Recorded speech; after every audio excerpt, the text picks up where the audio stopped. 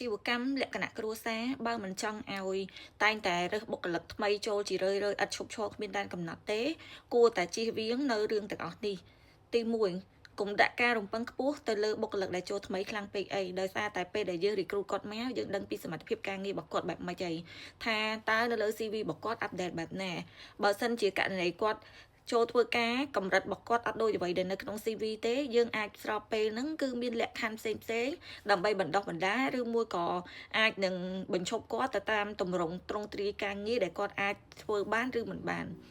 ទី2មើលតាមភាពជាក់ស្ដែងកុំនិយាយថាទៀមទាដាច់ខាតខ្លាំងពេកមានន័យថាបើសិនជាបុគ្គលិកធ្វើការគាត់ព្យាយាមធ្វើអស់លទ្ធភាពហើយគាត់ក៏ព្យាយាមរៀនអស់លទ្ធភាពដែរតែគាត់នៅតែធ្វើការងារនឹងអត់បានអញ្ចឹងមានន័យថាបុគ្គលិកម្នាក់ហ្នឹងគឺអត់មានកម្រិតនៃការរៀនសូត្រទៅដល់អ្វីដែលយើងចង់បាននឹងទេអញ្ចឹងយើងអាចទុកពេលឲ្យគាត់ដល់រយៈពេល3ខែឬមួយក៏អាចមើលការងារគាត់ត្រឹមតែ1ខែបានហើយកុំឲ្យខ្ជះខ្ជាយពេលវេលាទាំងយើងទាំងគាត់ទី3ទៀតយើងមើលទៅលើភាពជាក់ស្ដែងបើសិនជាក្នុងលក្ខខណ្ឌដែលគាត់ពាក់ព័ន្ធជាមួយនឹងចំណូលដែលរកឲ្យចូលឲ្យក្រុមហ៊ុនវិញគឺត្រូវមើលទៅលើ target របស់គាត់ថានៅក្នុងរយៈពេល3ខែគឺកំណត់រយៈពេល3ខែពេញបន្ទាប់ពីគាត់ផាស probation ហ្នឹងគាត់ត្រូវរកចំណូលចូលឲ្យក្រុមហ៊ុនត្រូវបានមិ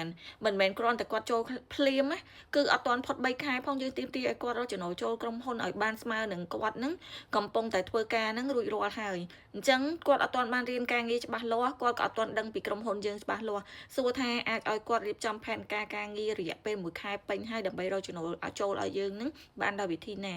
អញ្ចឹងនេះគឺជាចំណុចខ្វះខាតមួយដែលម្ចាស់អាជីវកម្មតែងតែរំពឹងខ្ពស់ទៅលើបុគ្គលិកដែលចូលធ្វើការភ្លាមត្រូវតែរកចំណូលចូលឲ្យខ្លួនឯងភ្លាមទាំងដែលជាក់ស្ដែង probation គឺមានរហូតដល់3ខែបើសិនជាក្នុងកំណងពេល3ខែហ្នឹងគាត់នៅតែរៀនការងារអត់ចេះគាត់នៅតែអត់អាចរកសំបីតែភ្ញៀវណាត់ជួបឬមួយក៏គាត់អត់អាចរកចំណូលបានចូលសំបីតែបន្តិចអាហ្នឹងយើងអាចពិចារណាឲ្យគាត់ជាប់ probation ឬមួយក៏មិនជាប់ទៅតាមអ្វីដែលយើងបានគិតគូរនិងដាក់ KPI ឲ្យគាត់តែមិនមែនវាយតម្លៃនៅក្នុងរយៈពេលត្រឹមតែ1ខែដោយសារតែអត់មានពីណាគេអាចធ្វើរយៈពេលត្រឹមតែ1ខែហ្នឹងចង់ឲ្យរៀនចេះការងារផងរៀបចំផែនការផងហើយរកចំណូលចូលបានផងនោះជាការរំពឹងដែលខ្ពស់លើកម្រិតខ្លាំងពេកហើយអញ្ចឹងវីដេអូនេះត្រឡប់មកវិញមុននឹងយើងចង់ដាក់កម្រិតឲ្យទៅលើបុគ្គលណាម្នាក់ដែលជាបុគ្គលិកថ្មីឬមួយក៏ចាស់ក៏ដោយបើសិនជាគាត់តែងតែមានការអភិវឌ្ឍជារឿយៗទោះបីការអភិវឌ្ឍហ្នឹងតិចឬច្រើនក៏ដោយយើងគួរតែទុកឱកាសឲ្យគាត់នៅក្នុងការអភិវឌ្ឍមិនមែនមើលឃើញតែលទ្ធផល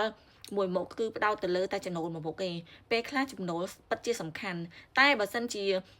គាត់អត់ទាន់បានបញ្ចេញអស់លទ្ធភាពគាត់ដើម្បីរកចំណូលចូលឲ្យយើងដល់អ្វីដែលយើងចង់បានផងនឹងយើងអត់ទុកឱកាសសំបីតែគាត់អភិវឌ្ឍខ្លួនឯងក្នុងរយៈពេល probation 3ខែហ្នឹង